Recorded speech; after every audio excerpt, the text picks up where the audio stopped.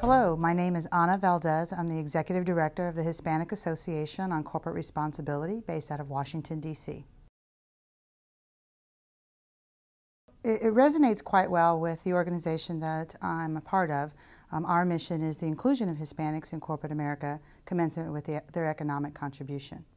So the key to that and the importance or relevancy, if you will, to that is the fact that we are contributing to the fabric of America. We have been for generations doing that. I think it is our time now to ensure that those Hispanics that are in corporate America are getting their fair share, are being a part of and being considered for positions of leadership, whether it be in the C-suite, whether it be on the corporate board, or whether it be mid-level management. We no longer have to settle for what's left over. We no longer have to worry about whether we are good enough or smart enough or educated enough, because we are. There are people in all walks of life, in all corporations, in all, a variety of industries that are ready to take on those roles and do hold those roles in a variety of locations. I would say that those 6 are definitely on point. I would say there's probably more that if we look at the variety of skill sets that Hispanics bring to the marketplace, it could probably be 10, 15, 20 more. But those 6 capture a wide variety of skill sets that Hispanics hold.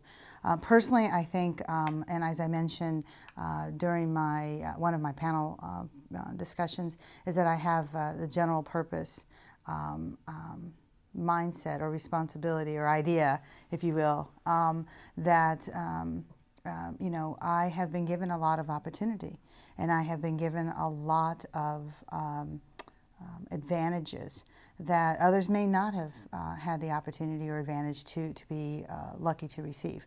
But my parents constantly reminded me that with these opportunities or with these advantages comes great responsibility. Not to just take care of my immediate family, in other words, those that are genetically linked to me, but those that are connected to me through community, those that I consider not just friends, but part of the greater community that I live in or that I serve. The work that I do today, although it is a national not-for-profit, it's really the same. It's really putting the passion that I have for making a difference, for leaving a legacy that we discussed today during one of the plenary sessions. It's really taking on that responsibility to ensure that our community is well represented, our community is well informed, and that we are also informing the larger community that we all live in, and that's mainstream America. And part of that is just making sure that they understand when we say inclusion, what does that mean? When we say Hispanic, what does that mean? And helping them muddle through all of the various dialects or versions of what Hispanic leadership is about. And so, that I think is what my contribution to the fabric of this whole idea comes about. I would say there's 2 categories that I would categorize corporations: those who get it and those who need to get it. Plain and simple about diversity and inclusion. Those who get it really well. And you look at any list, whether it be Latina Style, Hispanic Business, Diversity Inc., Working Mothers, we even do a survey at HISAIR that looks at corporations in regards to their Hispanic inclusion. And they're going to have the same list of suspects, if you will, the usual suspects, because these are the companies that get it. So you look at those lists, and regardless of what list it is, there's a mix of, the top 10 or the top 50, or they get a rating or a ranking of some sort. Can you mention a few of some of those? Sure. If you look at the most recent issues of Hispanic Business, you have, and unfortunately I don't have that in front of me, but you have companies like Marriott. You have companies like Verizon and AT&T. Or you look at Latina style, you have McDonald's. And again, Macy's, and you see on both lists, very similar, there's a lot of overlap. And these are the companies that get it. These are the companies that are really striving to make a difference in regards to their diversity overall, but have really come to the game with a strategy that says it's not just going to be about this group or this idea about diversity. It's going to be comprehensive, because no longer are we operating, or no longer are we just responsible or functioning within the borders of America, which has, its push to understand or grapple with diversity or minorities, or gender issues, or sexual orientation inclusion. It is really about a global perspective about what are the humans that are walking through your door, not only as the consumer, but also as the employee. And so understanding that and building that into your strategy really makes that corporation successful, because they understand that their workforce reflects, or should reflect, their consumer base. And so when they do that, and when they really have a wraparound idea about diversity and inclusion, then they are really making the strides to be successful. So, it's just not about having an ERG. It's about engaging that employee resource group. It's just not about having one or two people of color or minorities on their board of directors, or having a woman on their board of directors. It's really about making sure that those voices are reflected in the decisions that are impacting, or direction that is impacting that company and the direction they're wanting to go. And it's also about looking at your C-suite. Who are your executives that are running the company? What are they doing? What are they saying? How are they guiding that company to be inclusive, to be strategic, to go after the markets that they see that are the key markets to go after? And if you look at any of those companies that are on those top lists, they will, one for one, be doing the right things and making sure that they're just not checking the box, making sure that they are embracing the whole concept about diversity.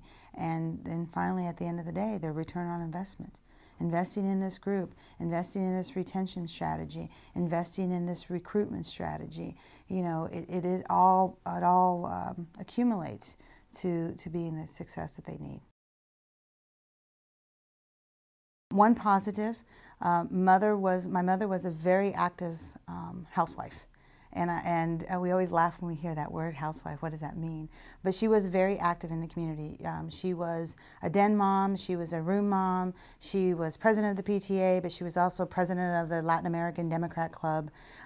She made sure that she worked at what we call now soup kitchens, or homeless shelters. She worked at those, worked with those organizations to ensure that those immigrants, or those families in need who were not who were not English speaking but Spanish speaking, got the assistance that they needed.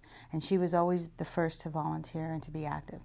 My father, hardworking man, worked 2 jobs, put us through private education all the way through college, made sure that what we needed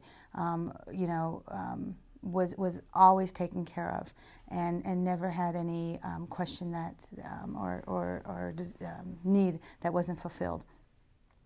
They both taught me early on that I had a responsibility as a person, not a person of color, not a female, not a Latina, but just as a human being on this earth, to take care of people and speak up for those who had no voice. And I just related a story earlier today that my mom had me at 4 years old marching a picket line with her because there was injustice that was taking place. And she was in her high heels, dressed in pearls and a hat, and I was, dressed to the nines. If you look at the photos now, back during the time of upheaval and unrest in the late 60s, that everybody took to a voice. But when you have housewives out there marching and saying that this is unfair treatment, people tend to listen more, at least during that time. That was a positive story, I think.